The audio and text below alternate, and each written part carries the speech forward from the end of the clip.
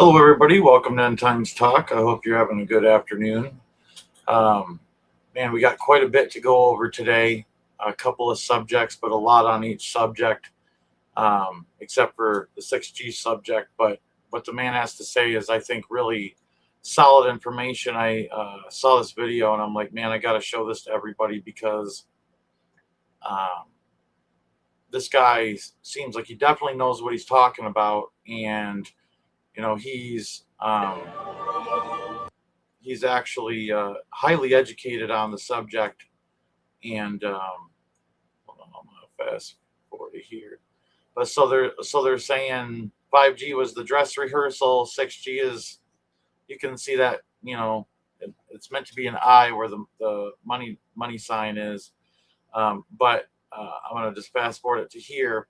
But this guy is highly educated. I don't care what religion he is or anything like that, because I'm sure everybody has something to say about something. But I'm going to tell you right now, what he has to say about what 6G is going to do um, blew my mind. And I was like, I definitely have to show this to people at least and make people aware. So I'm going to play this now and, put this information out there. 6G will destroy our body, and as someone who has a degree in chemistry, biology, and mathematics, I'm going to explain to you why. So 5G works at a different wavelength, and 6G can go into the terahertz range. Now, once we get into the terahertz range, you can look at this research article, it can actually affect the calcium gated ion channels in your body, okay? And if you know anything about chemistry or biochemistry, these sodium calcium ion channels are responsible for literally everything in your body. Neurotransmitter release, hormone transcription, gene transcription, literally the action potential of your nervous system, muscle contraction, anything you can think that has to do with the body at an electric level is involved with these channels. Okay, so once they roll this shit out, they can quite literally do whatever they want to our bodies if we're not protecting ourselves. So it's about control. It's about mind control, flat out mind control. And I mean, as I've been getting into that kind of world of things, like for the longest time, I just thought the whole MK Ultra stuff was just, kind of some side conspiracy that, had nothing to do with the end times or the Bible or anything like that. And as I've dug into it and been researching it and getting to know people and things like that, I can see that it very much so has everything to do with the end times and the plan that the Illuminati have, the Antichrist has, the plan that Satan has, obviously, in controlling the world. And I know that now they're talking about, there's I forget who it was, man. It's some female rap artist. I forget her name, but she came out with a line of clothing that has the Faraday material lining the clothing. And I'm starting to wonder, and I've said to friends, um, that I don't know how to say it. Um, Sorry, I got distracted. Hold on. So she has Faraday line clothing that she has for sale. It's like an urban streetwear brand type of thing that she's doing. I don't know what it is, and but there's plenty of Faraday clothing out there, dude. It's pretty spendy, and I guess it has like an expiration to it. Like I guess once it's washed so many times, like it's one of those types of fabrics that you don't want to put through the washer or anything like that, and you have to hand wash it, and it's pretty fragile material, and so that but I guess probably the hats, the beanies, things like that probably are a little bit more resilient when it comes to things, and you don't have to wash them as probably as much. But I have a couple of things. I had a quilt that was made for me that was Faraday that I could cover up in, and things like that. So it's something that I do when I'm feeling overwhelmed and things like that, is I'll use Faraday stuff. And but I've been talking about the 6G and even the 7G for quite a while, and the quantum computing paired with the 6G and the coming, what they're working on now, I believe, is 7G, and they're waiting to drop 6G. It's already fully functional and operating, in my opinion, right now. Like this, I believe this is already happening, in my opinion. That's my theory, my speculation, right? In because they have it planned to roll that out in 2030, which I was, kind of like, well, that's, there you go again, the 2030. They're turning CERN on in 2030, and that's the next time they're going to turn CERN on, and that's, they're gonna finally give the public 6G in 2030, and so it makes you wonder what it's going to be. You know what I mean? It makes you wonder what it's going to be, and you know, anyways, so I thought that that was worth mentioning in the beginning of the live. Talking about 6G, but I believe there's plenty of websites, that report kind of that 6G is kind of fully operational, but just behind the scenes, the public doesn't have access to it yet. And I think that they're already working on 7G, and even Trump was talking about 6G, and he was kind of joking around with someone that was in the room with him, and he's like, "You're a healthy guy. You don't have nothing to worry about. I don't think you're sick at all." Or, you know what I mean? It's like he kind of hinted that, like, oh man, maybe they're going to be able to like see into our bodies, with this quantum computing and stuff like that, and through different signals that the body's giving off. I mean, it's astronomical with the technology that they have now. That's, I think, even within like the flock cameras and the likes. There's not just flock cameras. There's a lot of other cameras around.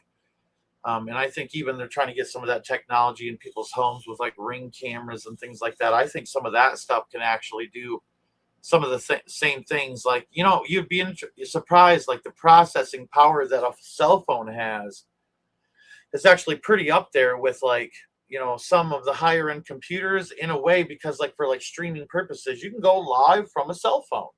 You can be out in the middle of the woods, as long as you got signal and internet and all that stuff, or the Starlink or whatever. You can access the internet. You can go live. You know what I mean? That phone has that kind of processing power to show you in video and broadcast that signal live. You can do the same thing with StreamYard. StreamYard. Sorry, I'm having a little bit of an anxiety attack, to be honest with you right now. In StreamYard, people can join StreamYard on a cell phone. I'm sure you've seen that with some of these other groups where they meet up and hang out and talk and stuff. So it's like, it has processing power, and it, like what the computer does. And so I think likewise, with like the flock cameras, they have this bigger technology, but they can shrink that down and maybe take a couple things out of it or whatever. That You know what? I'm gonna have to stop the live, dude. I'm having a full blown anxiety attack, having a really hard time. I'll restart the live in a little bit when I can calm down. I'm genuinely having a rough time right now, and so I'm gonna do some praying, and I'll come back on in a little bit, and then I'm gonna skip this section. I'll leave this video up, just the short video talking about 6G. Or I might not, and then I'm just gonna hop, just for the people I guess that are watching right now, and then I'm gonna hop back into the Agenda 2030 stuff I was going to talk about. And I'm going to expose some heavy duty stuff today. And I really think that the reason why, and I'm kind of hoping that this will go away, and if y'all could pray right now, because just really having a hard time catching my breath and just feeling okay, because I got some heavy duty stuff to talk about today. Like, we're going to definitely hit the devil in the teeth today. We're going to kick him right straight in the teeth today, and expose some really heavy duty stuff that I had planned towards the end of the live. So I'm just praying in Jesus' name that I can calm down. And I'm sorry to make a fiasco out of this. It's just, dude, I feel like I'm just being attacked heavy right now. Heavy. I rebuke it in Jesus' mighty name. I don't have any hot honey in here. I thought I did, but anyways, I'm going to try to push on and not let the enemy get at me. And if y'all could pray for me as I go here. And if I have to get off, I will. So, with what I'm going to show next here, I'm just going to push through this. Instagram launched forced data collection use in their app. So I'm not going to talk right off the bat, but I'm going to let this woman talk about what she's found. And then while that's playing, I'm going to run and go get some hot honey, and I will be back in just a couple of moments. Hold on here. Are we actually kidding? I just opened the Instagram app to see this pop up. To use Instagram, we need you to agree to the following items: Mind you, all of these things are mandatory. Mandatory. Mandatory. Mandatory. And I can't get into the app unless I literally agree to every single one of these things. There's an option at the top that's it's being cut off, but it's like a three little dots, and when you click on it, it just says log out. So they're literally forcing us to give our data away, let them share with other meta companies, cross border transfers of personal data, location information. All of it is mandatory, and I can't use the app. I can't even get into my account. All right, let's just break this down. Here's everything that you must.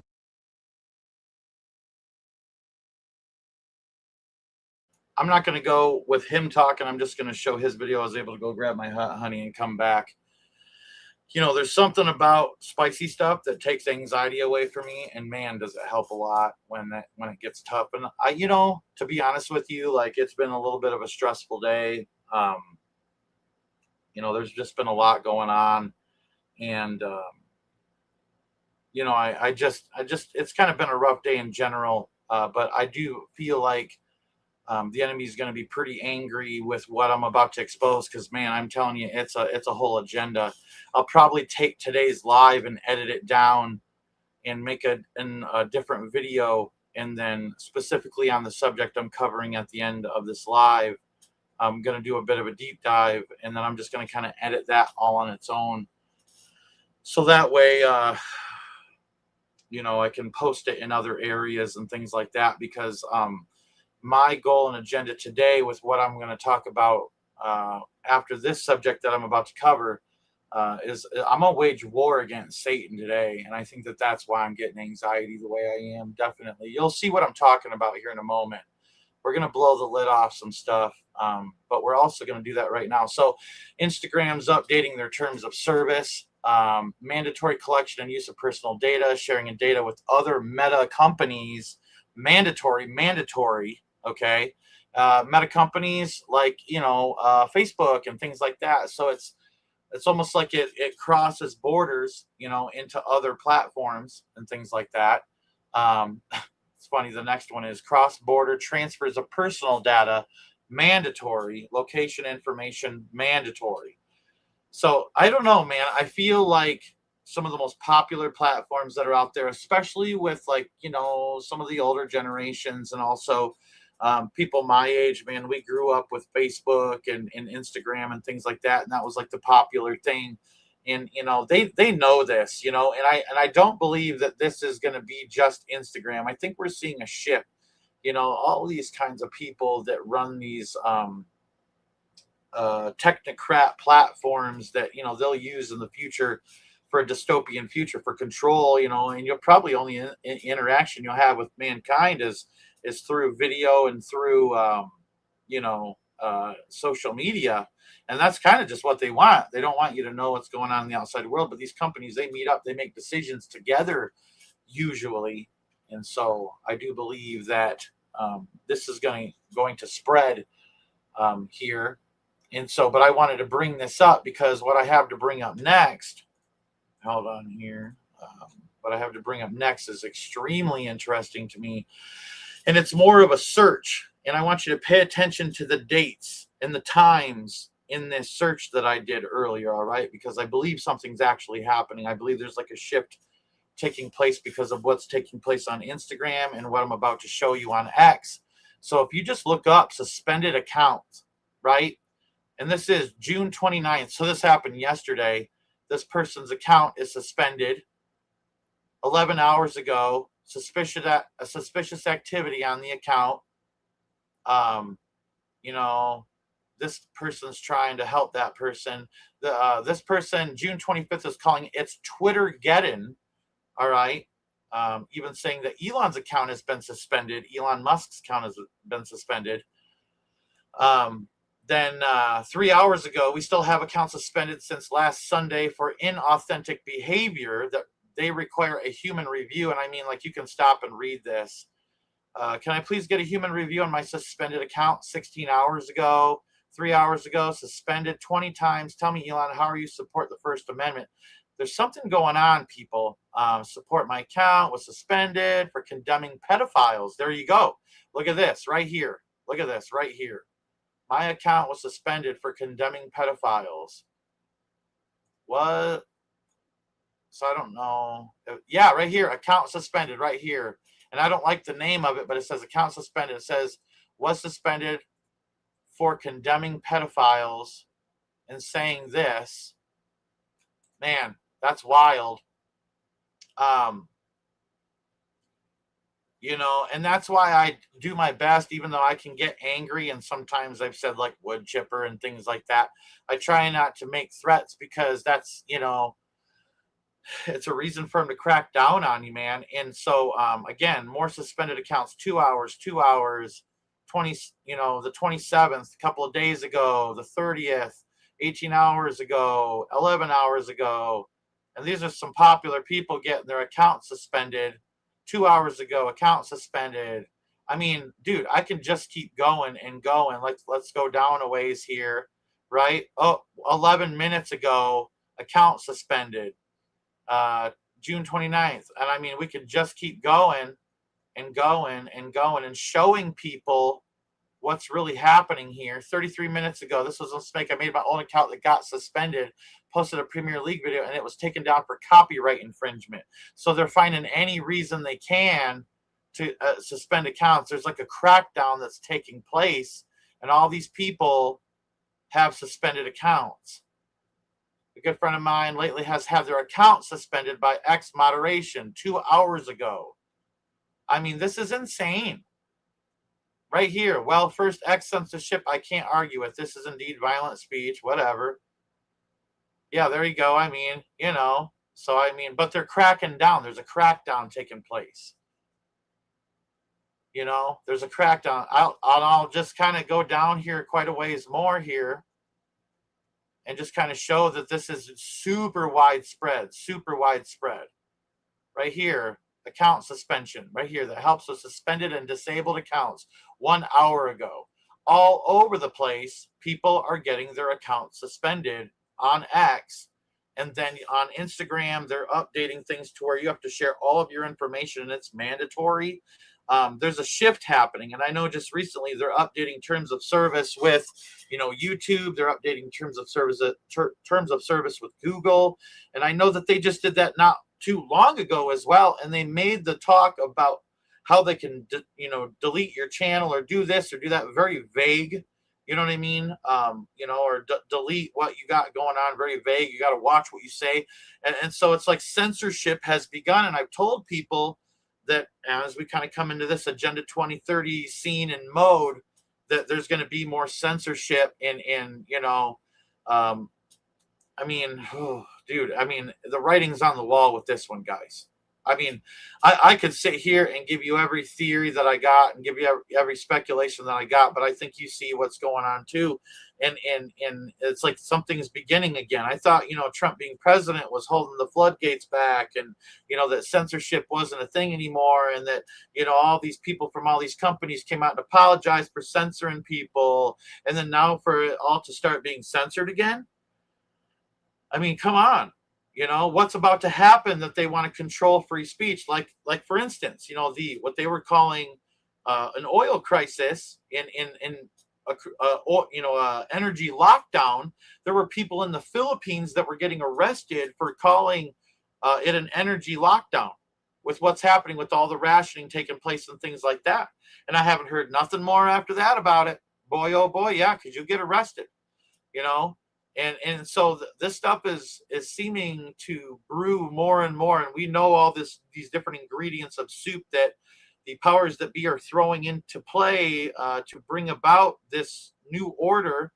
I think it's already well on its way, but I think that there's finishing touches that they're putting on things, and it starts with the letter C and it ends with the letter S, and it only has two letters in between. And I'll just say it, chaos. I think that they're trying to get something big ready.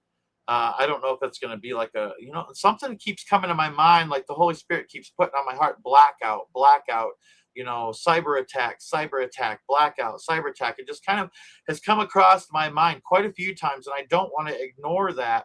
And I really feel it deep down inside that, like, that could play a factor, you know what I mean? But I'm not saying thus saith the Lord, right? I'm not saying that. This is speculation and theory of what I feel about what I'm feeling deep down inside in my spirit about this. And it's just something that I wanted to throw out there. Now, boy, with all that being said, I have a lot to go over here. A lot to go over here. And I want to, something that I've been seeing online just more and more and more is people, and this dude, we're gonna really get some people angry here, and moderators, Darth and Laura, I don't know who else was in the live chat, Carol, and Darth and Laura, I really need you guys to be on the ball here with this one. I don't know who all's watching and things like that, but I'll be honest with you, a lot of people are going to get uppity on this one. Honestly, unless you got something positive to say, don't be commenting nothing negative. Like, if you disagree, it's okay. Turn the video off. You know what I mean? Because we're coming from a different angle than what the whole rest of the world is doing. There's a flood of information being pushed in this direction, and I'm gonna stand against it. It's, I feel like the Lord is putting it on my heart to continue to stand against it. I've done it before, and I'm gonna do it again right now. And I've felt like the Holy Spirit put some specific questions, on my heart, and I started to dig into this and research stuff. And it's not good what I found, and but it also does, prove, I believe it proves that the Jews, the Torah believing Jews, are innocent. And a lot of people want to come after the Jews. They want to undermine Judaism, because when you undermine Judaism, you undermine Christianity. That's kind of, you got to start with the foundation. Like, the foundation that something is built on is important. And when you start to punch holes in that like Swiss cheese, and you start to make it look a certain way, you're starting to erode that structure, and then everything that's built upon it falls down as well. And so Satan's going, I believe, after the foundation, because it says in the Bible, there is a scripture in the King James Version of the Bible that says salvation is of the Jews. What I mean by that is that Jesus was born. He was born into Judaism. He practiced Judaism because he went with Mary and Joseph. Mary and Joseph were practicing and observing the feast, going to Jerusalem. And obviously everybody offers up a sacrifice at the temple. And then Mary and Joseph left, and then they came back and were like, Jesus, where were you? We couldn't find you. And then he's like, I was about my Father's business. So obviously he's learning what, the Old Testament ways and things like that. But then, coming to this point where he's creating a new covenant, God's allowing a new covenant with mankind, and Jesus is at the center of that. And so, of course, he's going to have to go through these steps. You know what I mean? And so, people want to attack Judaism and Jews. And I do believe, and I don't honestly really care if people unsubscribe, but I do start to wonder, and this is a thought of mine, it doesn't mean that this is absolute, this is my speculation, that attacking Jews and anti-Semitism is actually borderline a salvation issue, because Jesus was a Jew. And Jesus was raised in that culture, right? So hold on one second. Jesus wasn't of the religious system, because he knew the religious system was corrupt. But if you're going after the bloodlines and things like that, it's like you're attacking Jesus and throwing stones at Jesus. I believe that when you do that, you know what I mean? There's a certain level of that within that, whether you want to admit it or not. We can dissect that from that. So anyways, it's very well known that, the Tower of Babel was something that was, built after the flood, the great flood with Noah, and God reset everything. And this was the first time, that mankind, had started up once again, I'm sure through fallen angel influence and things like that, where you have, sorry, I had to burp, where you had, anyways, I'm going to start over. So the Tower of Babylon was something that was established after Noah's flood. And when Noah's flood happened, the whole world was wiped clean. All right. And so there's this new slate in Noah and his family. We're repopulating the earth. All right. And out of those people, all these different people came about. And Nimrod was a person that chose to lead the world in a one world religion coming together against God. And if you look in your Bible, okay, you'll actually find, the story behind this and all that. But, it's interesting because the religious system of the Tower of Babel is what I want to talk about today. And I believe, and I think I have enough evidence to prove it today, that the Kabbalah is actually, this ancient religion that comes from pagan rites and rituals, aka witchcraft, Luciferian witchcraft, okay, and not actually anything to do with Judaism. But this is more of a video for people that don't believe in Jesus Christ. This is more of a video for people that aren't aware of the truth, okay, and that get wrapped up in the lies that it's all the Jews' fault. Now, here's the thing. There is groups of Jews that do believe in the Kabbalah, the Talmud, the Zohar, these documents. And it's funny, Zohar was one of the 5 cities that was to be destroyed when Sodom and Gomorrah was destroyed, but because Lot went to Zohar when Sodom and Gomorrah was destroyed, the city didn't get destroyed because righteousness was found there, because it's far from God to judge the righteous with the wicked. So, Lot goes to Zohar, and through that, that Zohar surviving all those tales of Sodom and Gomorrah and all that stuff, trickles down the way, and eventually there comes this document that comes about that's called the Zohar. So, anyways. Not saying that there's a direct correlation, but the belief system there's a direct correlation, absolutely. And so, anyways, so I'm going to go through a lot of information here, and I want to talk about the Kabbalah in some of its concepts, its core concepts like emanations, emanations, and tree of life structures and mystical ascent. A lot of it draws from much older esoteric traditions that absolutely predate formal Jewish mysticism, what we know as Kabbalah and things like that. And some of these include Egyptian mysticism and Hermeticism. So some of this Kabbalah stuff, the stuff that's ingrained in Kabbalah, comes from Egypt mysticism. Many sources trace foundational ideas to ancient Egypt. The symbolical allegorical method, the divine emanations, and soul ascent vehicles parallel Egyptian teachings on the Kaaba, which means spirit body aspects.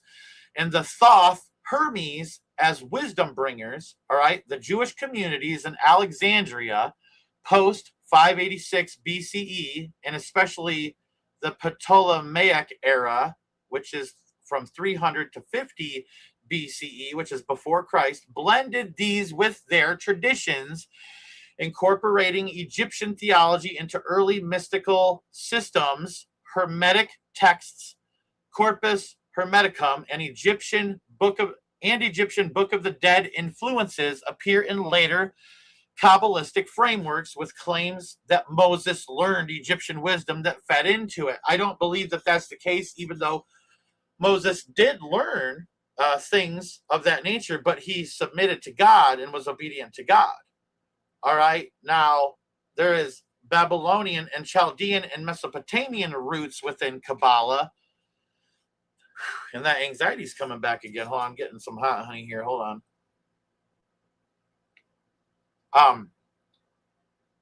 So, during the Babylonian exile and later Hellenistic periods, Jewish mystics absorbed Chaldean astrology, planetary spheres, and sacred tree imagery.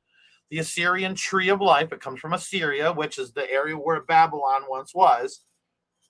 The Assyrian tree of life with divine emanations and moral hierarchies. And I don't know how to say this word, the Sephirot, like structures and cosmic trees traced to Neo-Assyrian ninth century BCE models of reality with sacred trees guarded by beings and linked to kings and gods. The Babylonian star worship and ziggurat. And remember, there's the Babylonian star worship. It's the Star of Remphan, okay?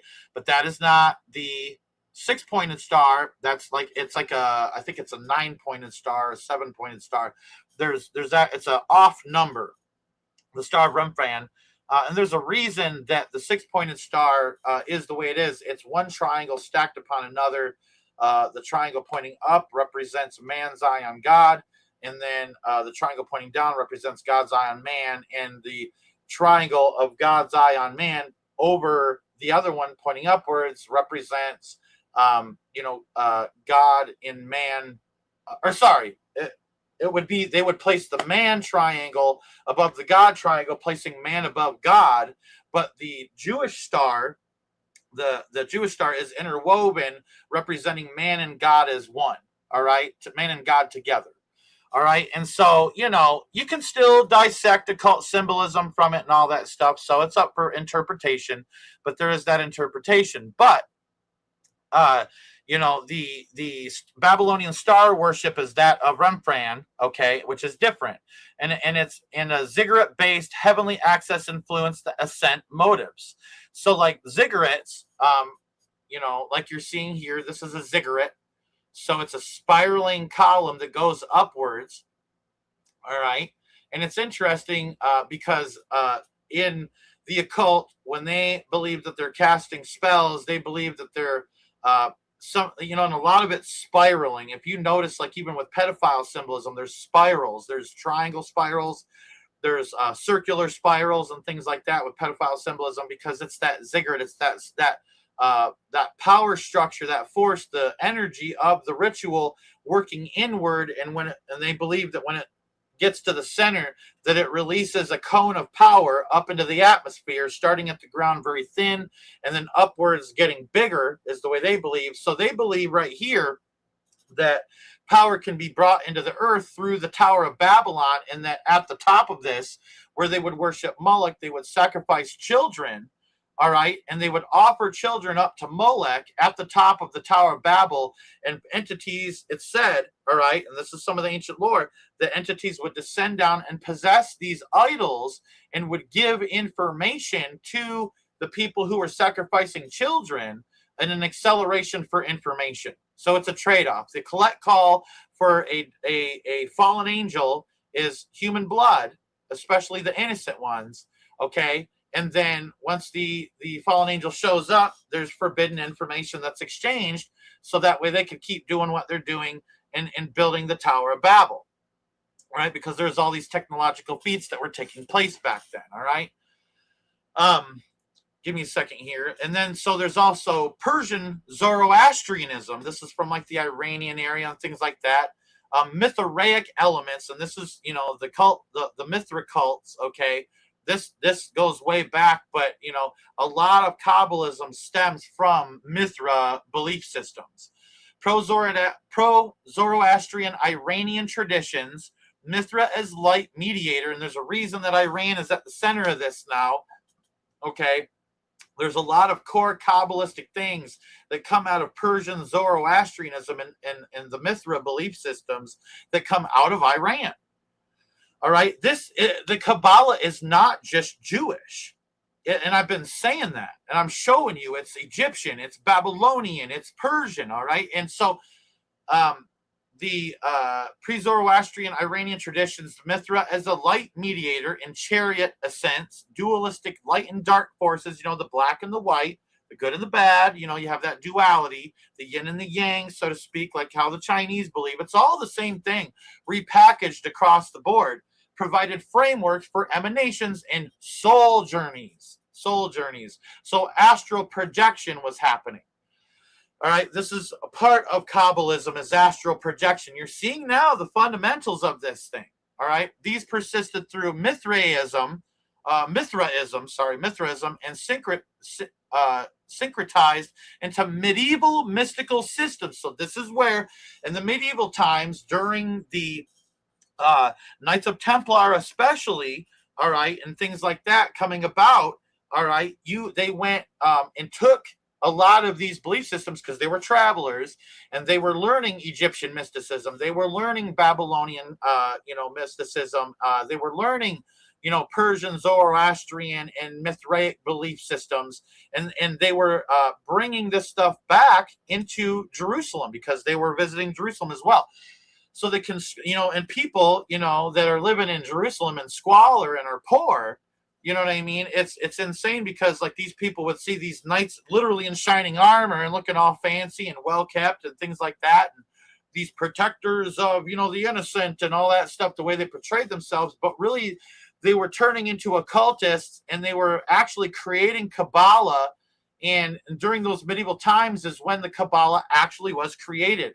All right. And so it's interesting because eventually the Knights of Templar were exposed for their occult belief systems that were ingrained into the center of it. And then they fled to Scotland and then they hid in, at that time, Freemasonic lodges and things like that, in some of the Mason guilds and things like that. And so that's how the Knights of Templar ended up becoming kind of ingrained into Freemasonry, because you can see a lot of Knight of Templar symbolism in Freemasonry and some of the higher ranks of Freemasonry. You're kind of known as a Knight of Templar. You know what I mean? So one of the higher ranks of Freemasonry, you're known as a Knight of Templar. So, they took Mithraism and things like that, and they formed it into Kabbalah. And then because some of the Jews saw these people as like, wow, these people are rich and these people have it all. Maybe if I believe what they'll believe, I'll have it all too. And so you get a lot of Jews that get conscripted into it and that got deceived through the occult coming into Israel. Okay. And that's a lot of what was happening back then.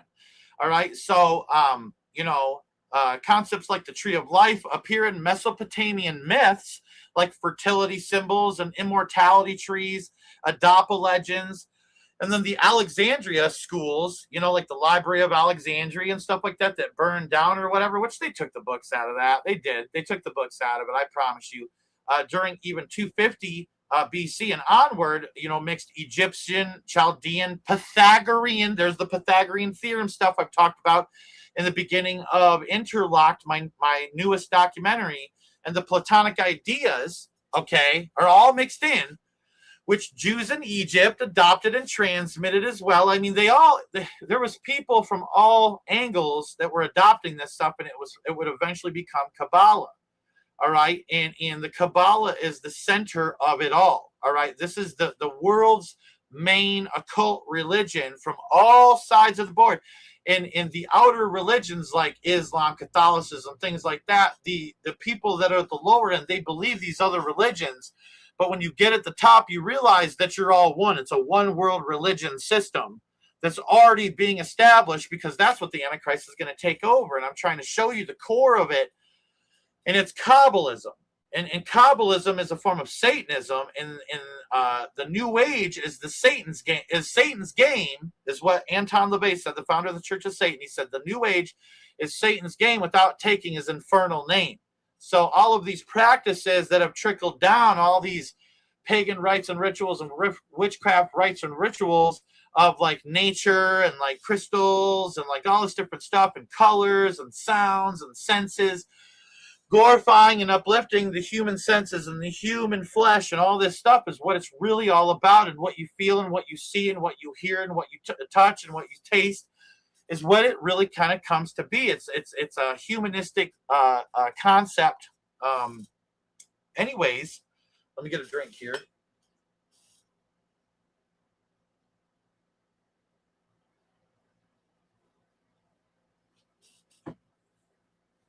So these ancient pagan esoteric streams like Egyptian, Babylon, Persian formed the pre-Jewish foundation. So Kabbalah did not come from the Jews. It came from everything else that the world, that the occult was doing, that eventually there were Jews that fell away from God, from the Old Testament, from the way that things were before, even into the New Testament, because the New Testament was around during, the medieval times, and they fell away from God. They fell away from it, and they believed this. And then so you have all these Jews that are Talmud believing, Kabbalah believing, um,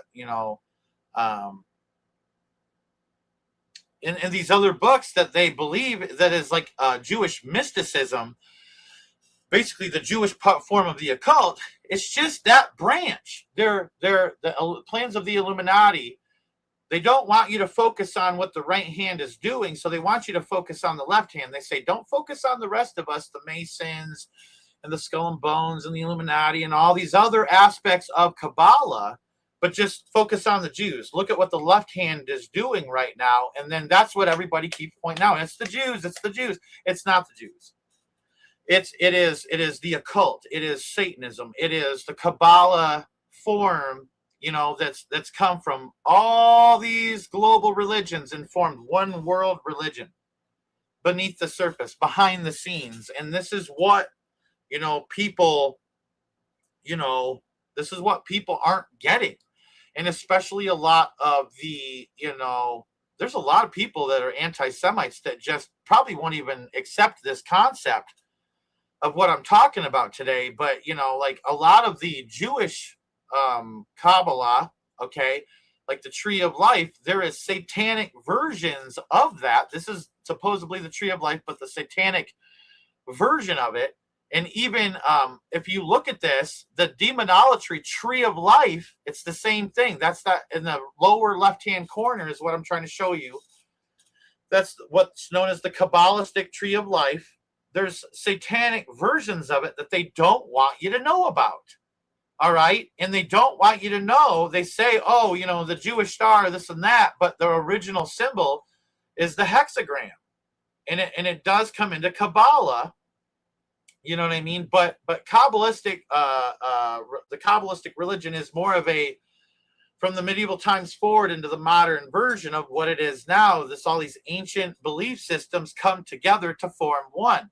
Just like in the banner on the back of the dollar bill, you have the eagle. It says "out of many one." It's talking also about global religion, the mystery schools, if you will. All right, and so the Kabbalah represents a grand synthesis, of ancient mystery school traditions combined into a cohesive, esoteric system. There's the core synthesis that it is a unified Egyptian Hermetic Thothian wisdom and like soul vehicles like Merkabah, emanation doctrines, Babylonian Chaldean astrology, planetary spheres, ziggurat heavenly ascent stuff, the cone of power that we talked about, sacred tree cosmology, Persian Zoroastrian Mithraic light mediator chariot ascents, dualistic hierarchies, initiatory grades, the same kind of stuff that's in the New Age, and broader Hellenistic Neoplatonic elements, Pythagorean numbers, allegorical interpretation, divine intermediaries, and then you get into Jewish mystics and Alexandrian later centers received and wove these into their tradition during exile and Ptolemaic Hellenistic periods. So you have this era where there is people who defected from Judaism, the belief in the first 5 books of the Old Testament that Moses wrote, and walked away from it and started a whole new religion known as Kabbalah. So they took all the world religions and they merged it into one. This does not denote that all the Jews that live in Israel are fake. That's absolutely ridiculous. There are plenty of Jews in Israel that are actually Torah-believing Jews that do not partake of the Talmud, the Kabbalah, or the Zohar, any of these false doctrines, all right, that are added on later on by occult believers that, infiltrated Judaism. And just like the church has been infiltrated, Judaism has been infiltrated. And so you have Satan just running a heyday, trying to undermine the whole entire foundations of Christianity is really what they're going after. But he's going after these covenants, the covenants that the Jews have with God, and he's going after the covenants that Christians have with Jesus. And that's what the whole goal is. The ancient mystery schools, transmits a lot of this stuff. Eulanesian, Orphic, Egyptian, Mithraic, etc. emphasize secret initiations, ascent through cosmic layers, astral projection, divine union, and hidden knowledge, the forbidden fruit, if you will. Kabbalah preserved and restructured this, received tradition, quote unquote. Received tradition is what's happened down the lines. All right, Kab Baal Ah literally means reception, with Sifrit as a map of emanations mirroring multi-school cosmologies, and the tree of life echoing sacred trees across many different cultures globally, and practical theoretical paths echoing initiatory rites from all sorts of different religions globally. Alexandrian blending 300 BCE to 50 BCE was the key combination point. All right. Later flowering into medieval Europe. Okay, so all of that trickled down from the mystery schools into medieval Europe. Now I'm getting a drink here. Hold on.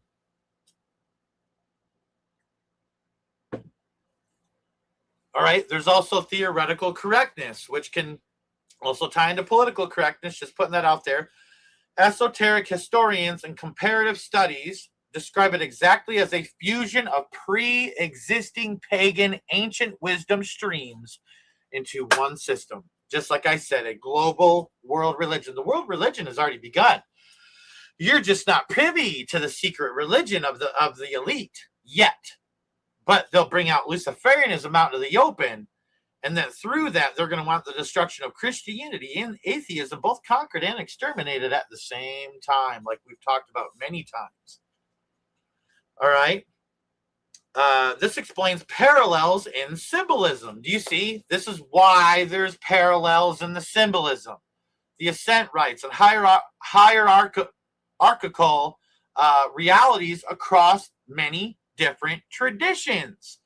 Kabbalah is a unification of all world religions, and the esoteric core of each of those world religions combined to make one powerful form of witchcraft.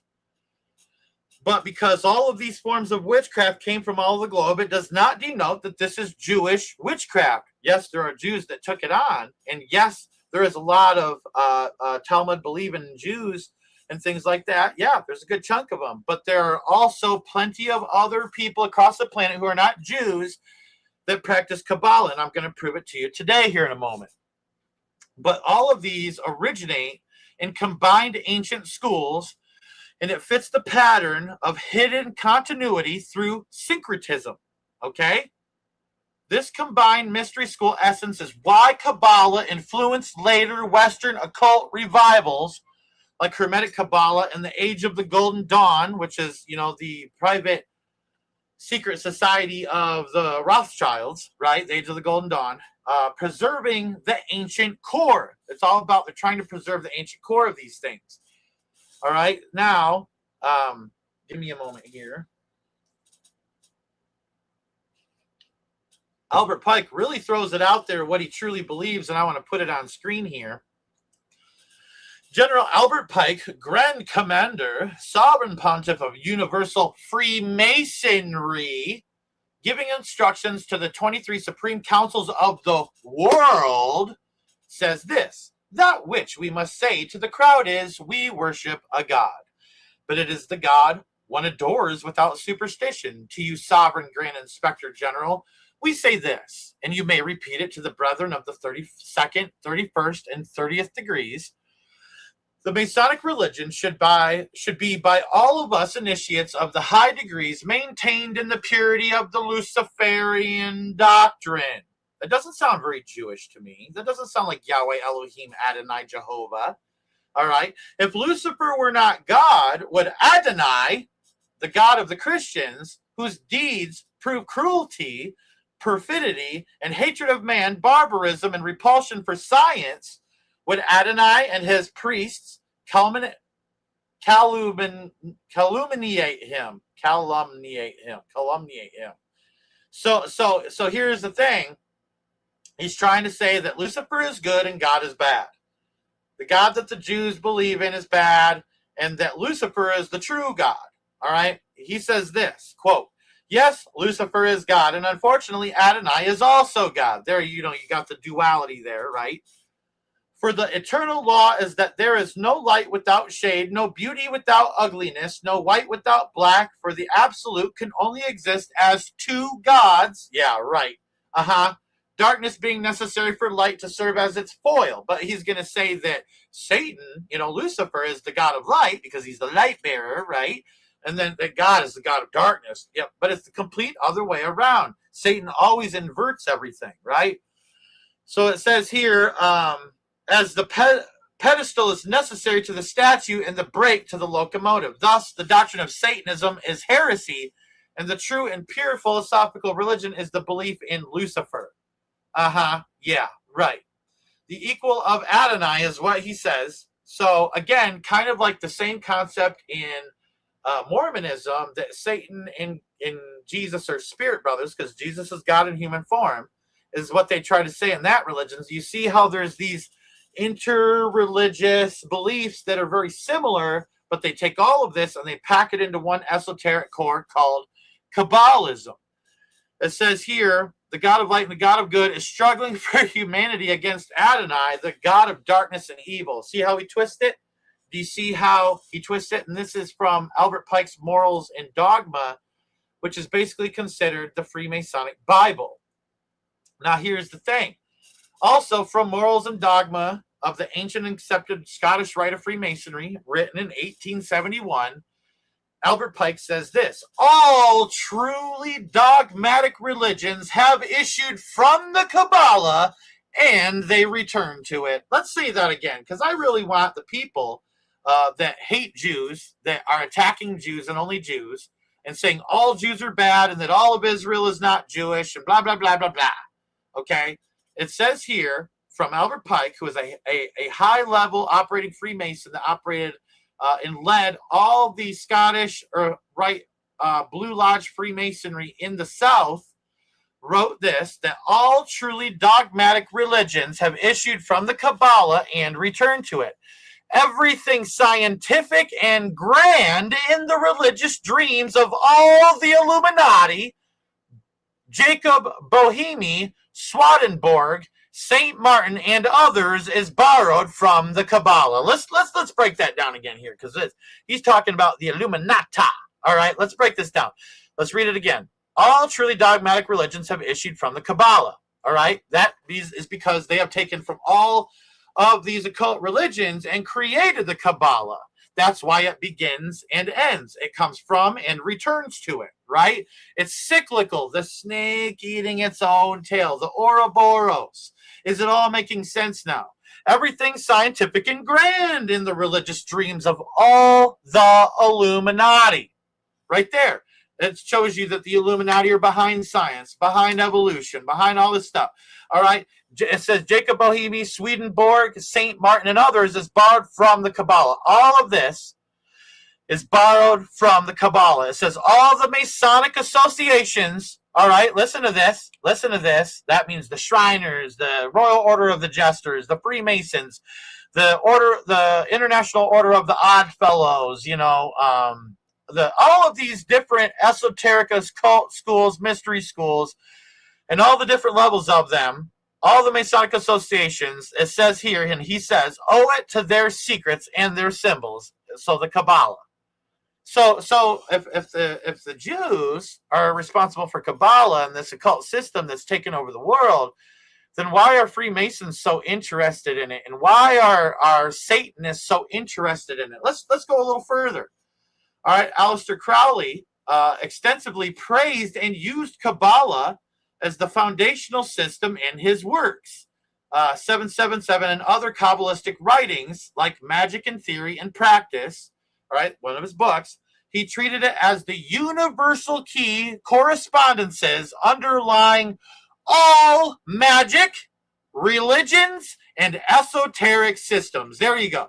All right, so it's not about Jews, because Jews believe in the Torah. It's not about Jews. Jews are the distraction. It has become the mainstream lie.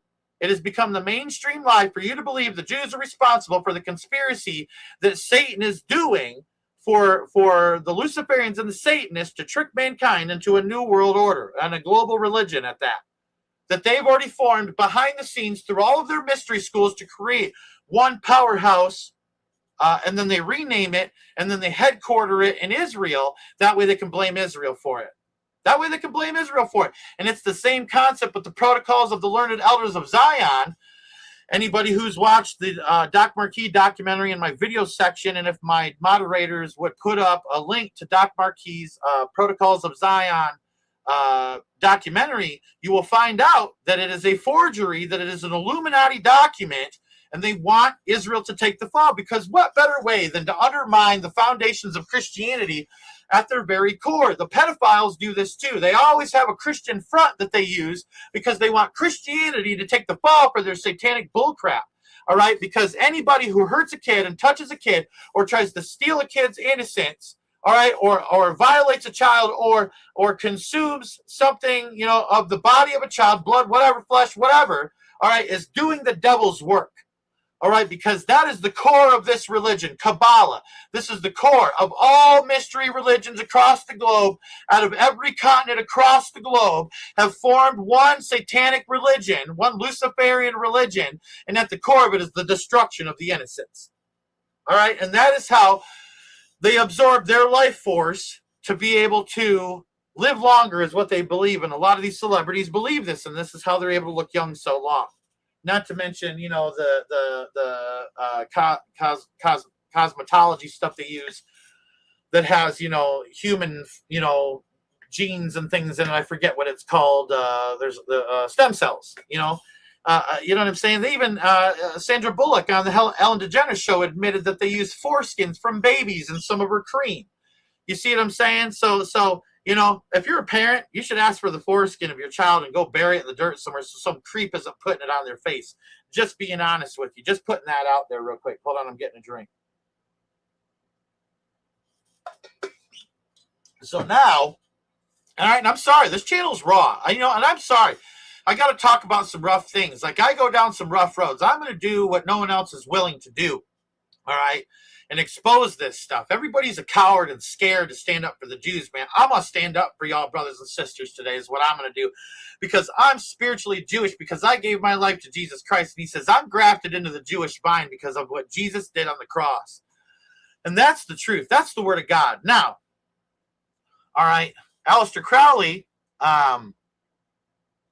he treated it as Kabbalah as a universal key to correspondences underlying all magic, religions, and esoteric systems.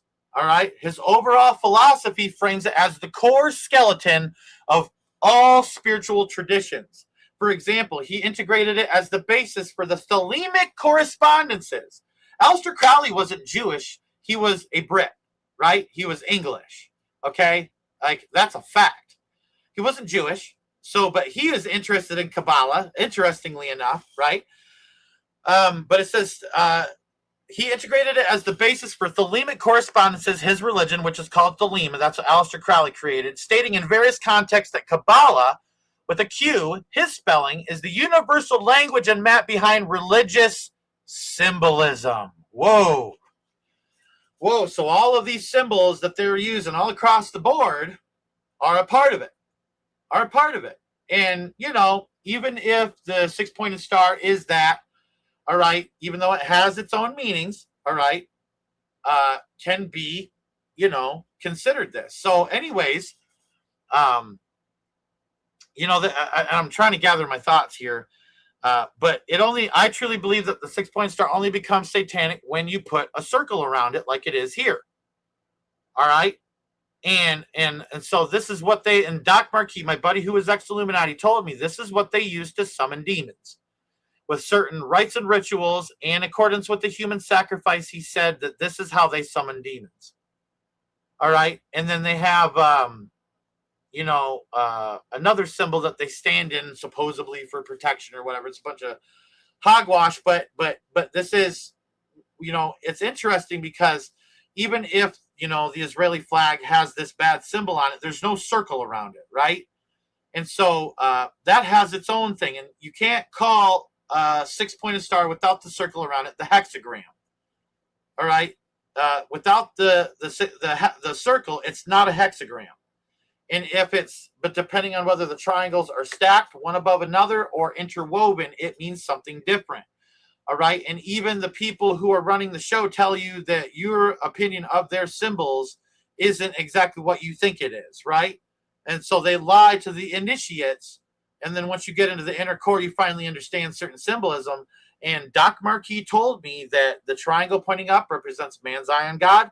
The triangle pointing down represents God's eye on man. And when they're interwoven, it means God and man together on things. All right. In unison. All right. Not that man is God or anything like that. The occult symbol, I believe, with the 6-pointed star is when they stack the triangle pointing up over the triangle pointing down. And the one on the Israeli flag, if you see it in its actual true design, it's not just a flat 6-pointed star. It's actually interwoven. It's actually interwoven. So just putting that out there. Now, there was other Freemasons and occultists and Satanists like Eliphas Levi, a major influence on Albert Pike and Aleister Crowley. He was an occultist. He was Mason adjacent, and he described the Kabbalah as the source of all occult sciences and the key to understanding universal mysteries, with religions deriving their esoteric core from it. So all of the Catholics, Islam, Zoroastrianism, Buddhism, Hinduism, witchcraft, paganism, all derived from the Kabbalah. So there's a lot of hippies out there that admit that they're pagan in Wicca, but they bash the Jews. They say, oh, Zionism is evil and all that stuff. But it's funny because at the esoteric core of their religion, it's accepted and open. You see what I'm saying? Because all of this stuff is supposed to be in the core of their religion. But you get these people that don't know their own religion, that claim to be something, that don't practice it. And then they get on TV at a pride parade or something like that. And they say, oh, we don't like the Jews and we don't like Zionism or any of this stuff, which Zionism is Satanism. You don't understand. If you were truly satanic and you were truly for the free sexual movement and the perversities and atrocities that some of these people are doing towards children, then you would know that Zionism is a form of Satanism, right? So it has nothing to do with Judaism. It has everything to do with the occult. All right. And so then you even have Manly P. Hall, all right, that wrote in works like The Secret Teachings of All Ages. He presents Kabbalah as a preserving ancient wisdom, ancient, not since 1948, but ancient wisdom traditions that underpin world religions and mystery schools with an S, not just one, known as Judaism, right? So there's nothing really in true Judaism from the Torah that is in the Kabbalah, but they try to take Kabbalah and they push it into the Torah. They try to pervert the Torah. You see what I'm saying? And there's other Masonic voices, many from the 19th and 20th centuries, and different authors that echoed the Kabbalah supplies the secrets and symbols of Freemasonry and the occult, positioning it as the hidden root of religious dogma. Like Albert Pike said, all truly dogmatic religions have issued from the Kabbalah and return to the Kabbalah. That's what he said. All right, in occult satanic circles like the Lima and modern left-hand path, all right, figures building on Crowley treat Kabbalah as the structural backbone of all esoteric systems, with religions as exoteric, with the religions as exoteric shells around the core truth. I've always told you that the exoteric is what they want the outside to know, and the esoteric is what they want the inside to know. The esoteric is that all of world religions are combined into one through the Kabbalah, and all of them practice the same thing at the core. But the exoteric is what they want the people to believe and see, this outer shell of religion. Islam, Catholicism, Hinduism, Buddhism, Wicca, paganism, Satanism, Luciferianism, all these different isms, okay? And like I'm trying to say, it all begins and ends in the Kabbalah.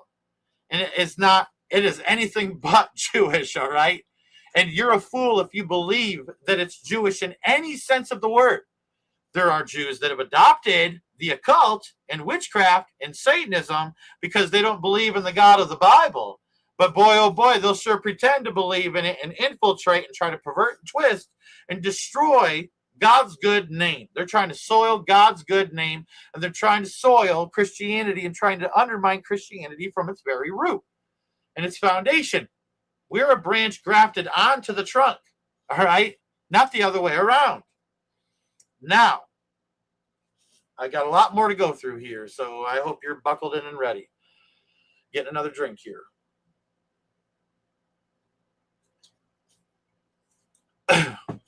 There are many Masonic books and esoteric sources linking and identifying Hiram Abiff with Nimrod. All right, there's many symbolic interpretations that equate or parallel the two figures as master builders. A Hiram Abiff is a key character in Freemasonry in the beginning, especially once you are an entered apprentice, the first degree in Freemasonry. You start to learn about Hiram Abiff being this master builder.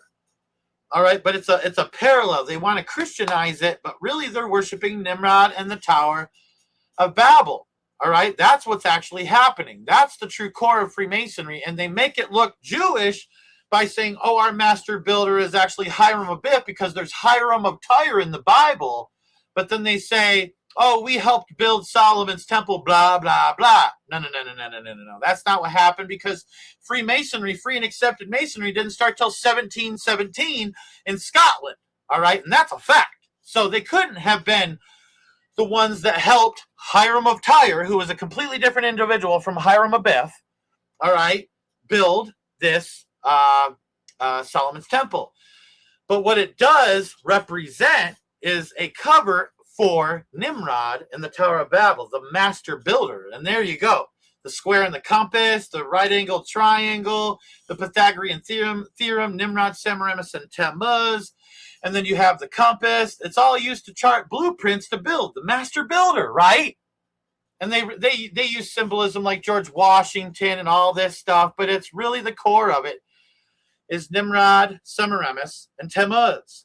Charles William Heckthorne, in the book The Secret Societies of All Ages and Countries, Volume 2, discusses ancestry and legends connecting Hiram Abiff's line to earlier figures, including descent from Tubal-Cain and links to Nimrod as progenitor, architect, and broader Masonic origin myths. It explores how early legends trace Freemasonry to Nimrod before Solomon. All right, and so they try to say that, they go all the way back. Their religion technically doesn't, but the occult does. So that which Freemasonry absorbed in 1717, all right, and also during the time of the Knights of Templar getting into the Freemasonic lodges, all these people started converging, nobility and all that stuff, on Freemasonry, all right, the Freemasons Guild, and it became free and accepted Masonry, this occult storefront and recruiting tool for the occult. All right. If you want to know where the problem is in your area, just look no further than your Freemasonic Lodge or anybody attached to it. More than likely, they're the ones making decisions. Remember, the lower ones do nothing. It's the higher up ones, and you don't know who's who. All right. We fight an information war, not a violent war. But I'll tell you right now, these people, through information, need to be exposed, and that's what we're doing today. J.S.M. Ward wrote a book known as Who Was Hiram Abiff in 1925. All right, a key Masonic esoteric book examining the legend's deeper origins and symbolic meanings. Ward explores pre-Solomonic roots and archetypal connections because the Solomon's Temple is an archetype of the Tower of Babel. All right, and with its interpretations that align Hiram, all right, with ancient builder king figures like Nimrod. It has that archetype, all right? Hiram Abiff is the archetype of Nimrod, okay?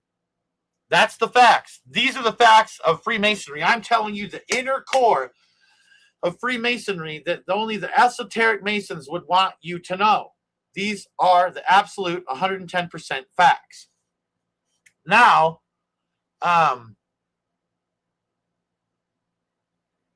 in broader context, including, hold on, I'm getting sidetracked here.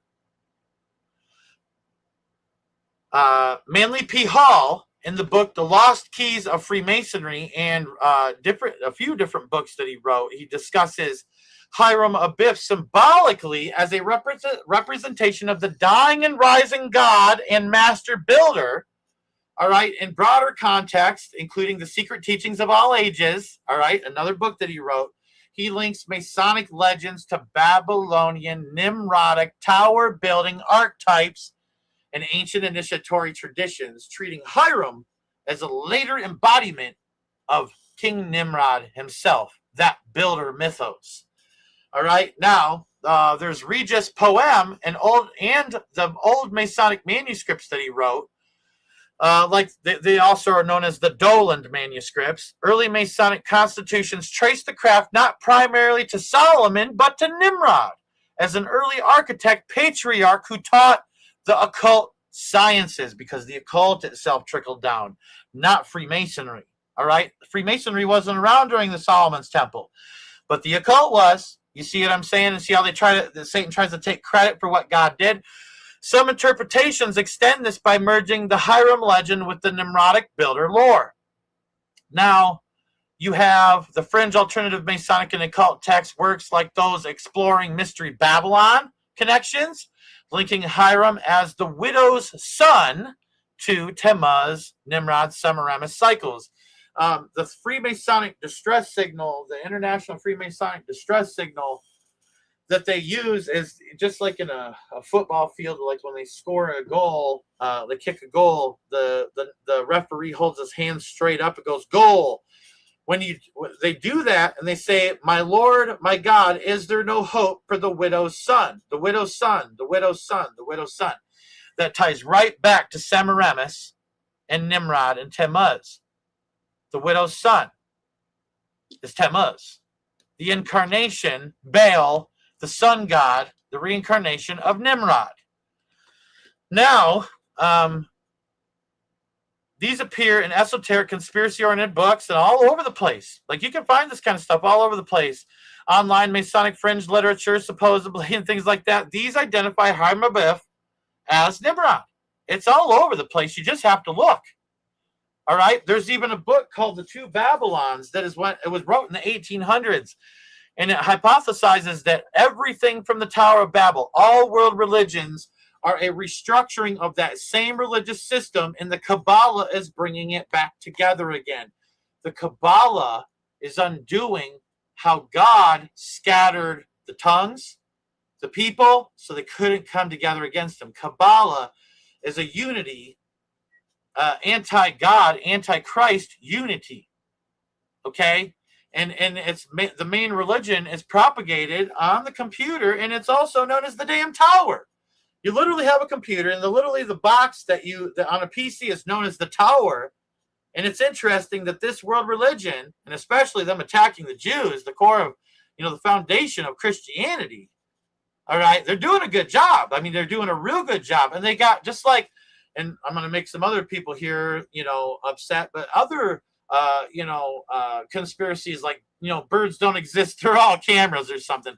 There's people that try to think up real good explanations, and they cook up some really good stuff, and they will tell you different things that don't line up, and they'll present it as fact, and then they'll push this agenda because it's Satan's agenda, because it's how they're going to cause Israel to submit to the Antichrist and to accept the Antichrist and this new religious system. You see what I'm saying? Because there are Jews that would have to turn on what the Bible. Sorry, excuse me, I burped. What the Bible tells them to be believing. Now, Freemasonry's core legends and structure draw from ancient builder myths. It's what the whole thing's about.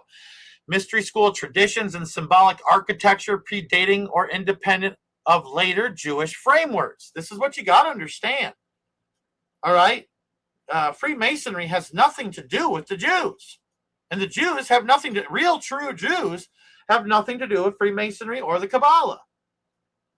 All right. The symbolic architecture of the occult predates Jewish frameworks. Witchcraft is the oldest religion on the planet at the Tower of Babel. That's the facts. These are the facts. Early Masonic manuscripts like Regis Poem trace the craft to Nimrod, Uslid, and pre-Solomonic patriarchs rather than exclusively Jewish temple lore. It doesn't have nothing to do with Jewish temple lore. All right, Hiram Abiff itself is a relatively late 18th century addition that overlays older universal builder resurrection motifs from Egyptian, Babylonian, and Persian mystery school sources, known as the Kabbalah. So the Freemasons are practicing this religion But Kabbalah's role as established, its roots lie in pre-Jewish ancient mystery schools like Egyptian Hermeticism, Babylonian Chaldean astrology, Persian Zoroastrian Mithraic ascent traditions, Hellenistic synthesis. All right, the Jews in Alexandria and elsewhere adopted and transmitted it during exile and Hellenistic periods, but just like in Egyptian, they were taken to Egypt too. It's all the same concept. They got taken to Babylon too. All right, but it was never fully Jewish. It's not just about the Jews. They're blaming just the Jews. It's not just the Jews. There is a network of occultists globally speaking that are bringing about the New World Order. And the people want someone to blame. And this is what Satan's perfect lie is that it's the Jews. All right? Gentile practitioners have long engaged in Kabbalah and Hermetic Kabbalah. Aleister Crowley's Thelema, Golden Dawn, Rosicrucianism, Freemasonry, the Illuminism. Freemasonry itself, like Pike, Hall, Levi, and many Masonic occult writers, treat it as a universal ancient wisdom preserved or revived across cultures. Not an exclusively Jewish invention. It's not. It's just not. These are the facts. And people want to attack the Jews and make them solely responsible. And then documents like the protocols, people, and this stuff is being pushed. It's become the mainstream narrative. And yes, because it's not on CNN, Fox News, MSNBC, and things like that, doesn't mean it's not mainstream. YouTube and things like that, even people like Alex Jones, they've become the mainstream because people don't trust mainstream anymore. You have people behind the scenes that fund these things, that tell people what they can say and what they can't say. And boy, they absolutely love when you blame the Jews for everything. It is not the Jews. All right? It is Satanism. It is Luciferianism. It is witchcraft. It is paganism. It is the ancient mystery schools and the Babylonian mystery religion that is at the core of all of this. These are the true conspirators. And I'm trying to get people to understand this. Yeah, I'm sure there's some Jews that are conspiring with this thing. There's a lot of sellouts nowadays. A lot of people compromising, all right, because they want fame and they want fortune, they want accolades, all right?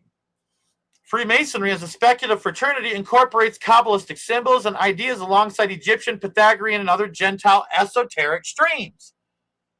Prominent non-Jewish Masons and occultists like Pike, Crowley, Hall, etc. heavily used and adapted it. They weren't Jewish. Pike wasn't Jewish. Aleister Crowley wasn't Jewish. Manly P. Hall wasn't Jewish, but boy, they love the Kabbalah. It's funny because a lot of people and all these occultists and these people that practice Satanism that are out there believing that Zionism is a bad thing, they don't understand that the leaders of their religions worshipped Zionism and the Kabbalah. They worshipped it. They worshipped it. People got this all ass backwards is what's going on. And that's the devil's work. And I'm here today to try to bring it to light and help people to understand this. I don't know if you're understanding this, but if you are, put a hand in the live chat. Put like an emoji in the live chat. Throw your hand up and say, I'm understanding a little better now of what's going on. All right. And like I said, my brother Doc Marquis, made a video, The Illuminati's Protocols of the Alerted Elders of Zion, and their plot against Israel. This is a plot against Israel, Judaism, and Christianity. It's a plot against Israel, Judaism, and Christianity to try to undo what God is doing, trying to bring it back together. Satan is fighting against this tooth and nail. He doesn't want people to come together in the way God wants them to come together. He wants people to come together in a new world order and a global religion. And I think that global religion is the culmination of all these mystery schools globally from all these different religions culminating in Kabbalism. I really do. I believe that's what it is. I believe that the mystery religion will come out into the open that they've been hiding the whole entire time at the inner core of all of these world religions. These protocols are not a genuine Jewish document. You have to understand that. All right? They are an Illuminati blueprint for world domination. The plan deliberately frames the Jews, all right, as visible culprits, so truth-faithful Jews and Israel take the fall and the blame when the conspiracy begins to unravel, and it is, and it's perfect timing for Satan to come out with this anti-Semitism barrage that he's doing right now. This creates global backlash against Jews while the real architects, the Illuminati Masonic networks, remain hidden. He ties this to broader, Doc Markey ties this to the broader agenda of using anti-Jewish sentiment to destabilize and remake society into a new world order and a new world religion. Revelation chapter 2, verse 9 and Revelation chapter 3, verse 9. These verses are interpreted in this framework as Jesus' warning about false claimants, those who say they are Jews and are not, but are a synagogue of Satan, of global religion. This points to occult infiltrators, compromised elements, imposters who outwardly claim Jewish identity but promote one world religion, Kabbalah, Talmudic, Zoharic deviations, or anti-Torah practices. They are seen as agents of the Illuminati, undermining true faith from within, aligning with the idea of the Illuminati Kabbalistic corruption of Jewish communities. Now, I want to show you here, if we just look at Albert Pike's 3 World Wars, you will see right here that, look at the Third World War. It says, the Third World War must be fermented by taking advantage of the differences caused by the agentur of the Illuminati. Right there. The agents of the Illuminati. Right there in front of your face. They're admitting what they're doing. They're telling you that they're going to infiltrate it. They're telling you that they're going to come in. They want to be seen as agents. They are seen as agents undermining true faith from within, and they're aligned with the idea of the Illuminati Kabbalistic corruption of the Jewish communities. And that's exactly what the Rothschilds, the Rockefellers, all of them are doing. All right? That's what's going on. That's what's happening. Does it make sense now? The logic follows that attacking the Jewish foundation, Jesus as a Jew from the line of David, fulfillment of Torah prophecies, erodes Christianity's roots because Jesus fulfilled Torah prophecies and he came from the line of David. That's what they want. They want to destroy Christianity's roots by undermining or scapegoating Jews. The path opens for a one-world syncretic religion, often linked to Illuminati Masonic Christ initiatives, just like I've told you about Benjamin Krebs and Share International and the Masonic the Masonic Christ and the Christ what's it called, the Christ mindset, what's it called, I'm trying to think of the name of it. It surpasses me here, but it's like a Christ mindset. Has nothing to do with Jesus Christ of the Bible, has everything to do with Theosophy and Madame Blavatsky and all this stuff, and Alice Bailey and all their version of it as well. So it ends up in New World Order spirituality. This fits patterns where Kabbalah Zohar elements, viewed as non-Torah, occult influenced, are promoted as a bridge to dilute biblical faith. Sources in this vein see historical and modern attacks on Jews as strategic to remove the offense of a Kabbalistic Messiah that's coming, because they want him to be accepted. So, these are just the facts. Now,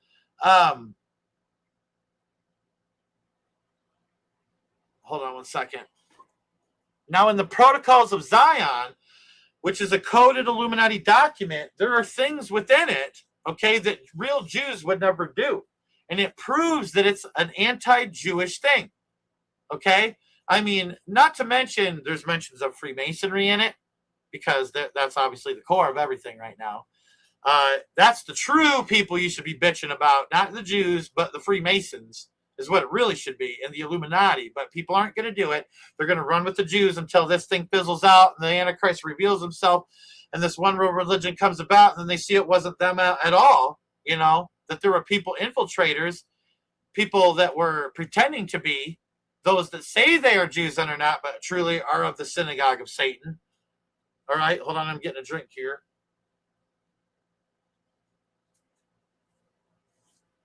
And some of this I paraphrase a little bit, just putting it out there. In Protocol 1, the Illuminati says our right lies in force and might.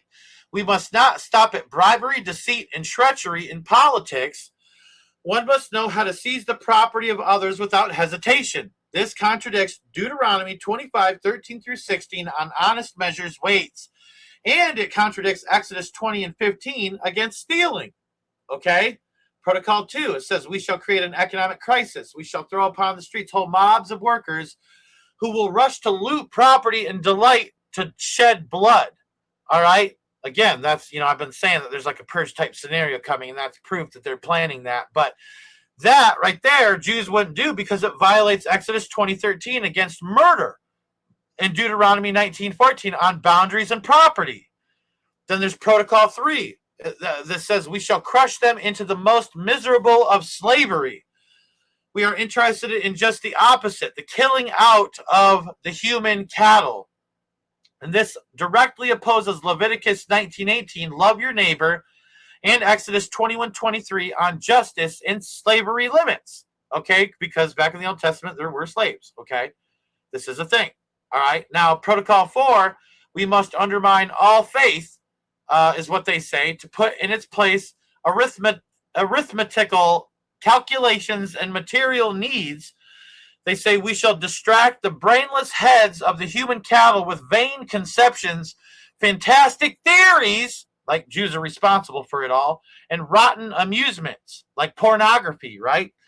This breaks Deuteronomy 6, 4 through 5 on a loving Yahweh, a loving God, and Exodus 23 against other gods and idolatry. I could sit here and I could go through all the different protocols that they have. All right, 24 different protocols, and we could keep going. Protocol 5, we must see to it that wars be brought on economic grounds. Our international rights of gold will wipe out all national rights. This contradicts Deuteronomy 20 on just war, like waging a just war, and Exodus 20:17 against coveting. Protocol 6, we shall establish huge monopolies. We shall take any and all measures to exterminate from the face of the earth all of the educated human cattle. So that means there's a roundup coming against everybody that stands against this because you're educated.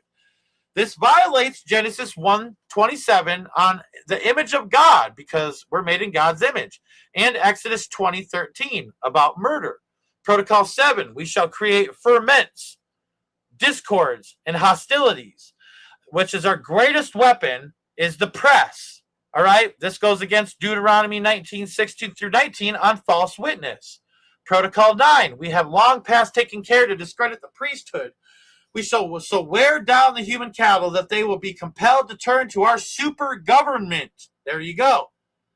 This opposes Exodus 22:28 on not reviling leaders, and Deuteronomy 17 on priests and judges.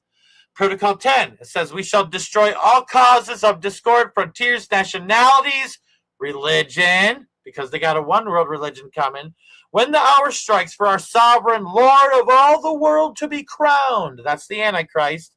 All right, this breaks Exodus 20, 3 through 5 against other gods, and Deuteronomy 6, because it says you worship only one God. Protocol 11 says we shall absolutely control the press, just like online social media. All right, listen, Protocol 11, we shall absolutely control the press. Do you think if Jews were truly controlling the press, all of it, that any of this would be getting out? No.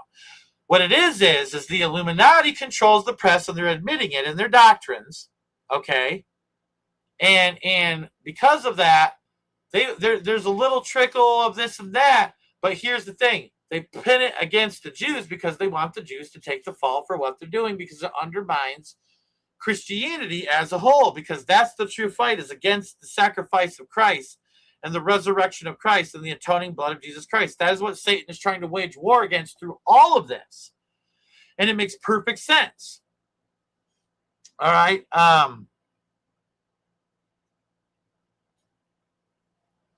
Protocol 14, we shall sweep away all religions but our own. All right. No one will ever bring under discussion our faith from its true point of view. So there you go. I mean, come on now. Come on now. They don't want you to know that Kabbalism is global religion. They don't want you to know that. Of course they don't. Of course they don't.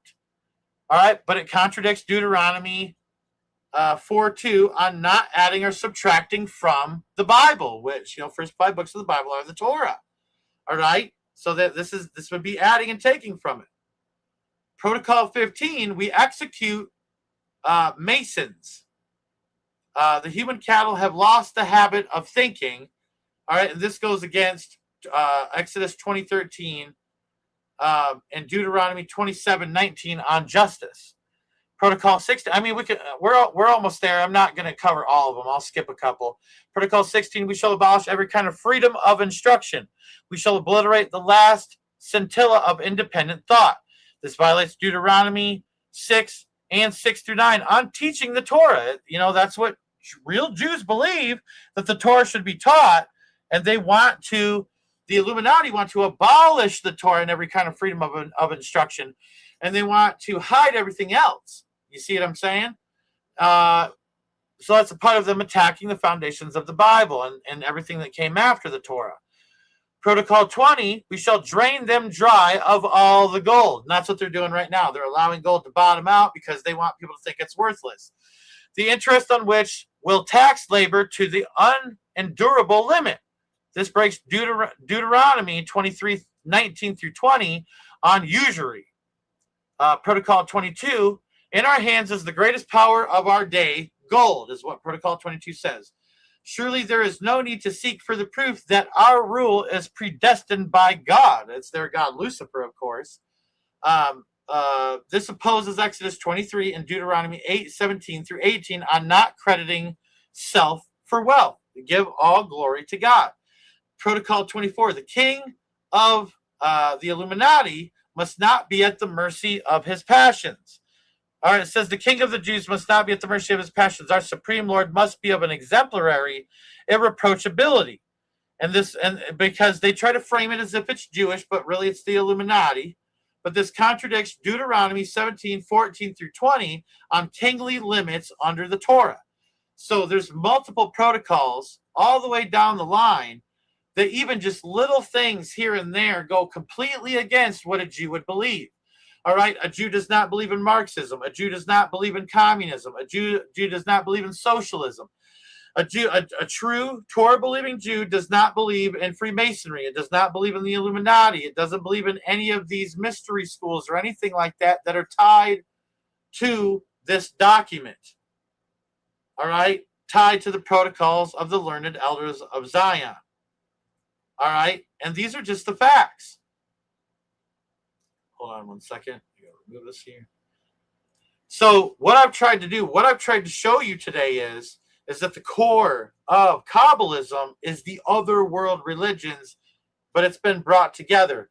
And the forefront of the Great Tribulation, of the reign of the Antichrist, will be Israel. And there's a reason that it's being pre-positioned. Just like when Lucifer tried to mess with human genetics and create the Nephil, the giants, all right, he pre-positioned them in the land of Canaan, because when the Jews came in after the Exodus, when there was a new generation and Joshua and brought them in to the land and they waged war, they were waging war against this hybrid breed that was an abomination that God didn't create. All right, this was an abomination that God didn't create. And so, of course, he's going to say, you got to wipe them out. All right, because the Jews were taking the land back. But Satan had pre-positioned his people to try to weed out Jesus Christ before he could ever be born, to try to mess with human genetics. You know what I mean? To try to mess with human genetics. All right? And so it's the same concept now, where they are pre-positioning the one world religion, and you do have all these Torah, not Torah, but you have all these people that believe in the Talmud and the Kabbalah and then the Zohar. All right. And so it's interesting that this is where we're at in the end times. So a lot of people think that like the Catholicism is going to be this forefront for one world religion. That's just one aspect. That's just one esoteric mystery school. Anybody that's a satanic priest knows that you have to be a Catholic priest before you're a satanic priest. Anybody that is a priest in Mormonism knows that you have to be a Catholic priest before you can be a Mormon priest. There are certain criteria, certain mystery schools that you climb the level of the pyramid, and that you're climbing the steps of these mystery schools and achieving this enlightenment, this forbidden knowledge, this fire of Prometheus, if you will. Okay, and so they pre-positioned that. All right, and there is a section of Jews that are doing this, but it's not. I mean, I'll be honest with you, it's probably closer to less than 50% of the Jews that are involved in this. All right, and Israel is very small, extremely small. And I'm talking about there's a lot of Jews that are spread out that aren't even in Israel that are also a part of it. But you have all these other walks of life that aren't even Jewish at all. All right, taking on this religious system because they know and they're pre-positioning themselves for the global religion that the Antichrist is going to come about with. So, with all of this being said, that's what I have for you today. And I hope it makes sense. And I hope people can stand against the people attacking true Jews that only believe in the first 5 books of the Old Testament, which is the Torah. But then you have people, all right, that are Jews, true Jews, that believe in the first 5 books of the Torah that also accepted Jesus Christ as their Lord and Savior. And that's what we would call a Messianic Jew, someone who believes that Jesus is the Messiah. Okay? So you have all these different angles.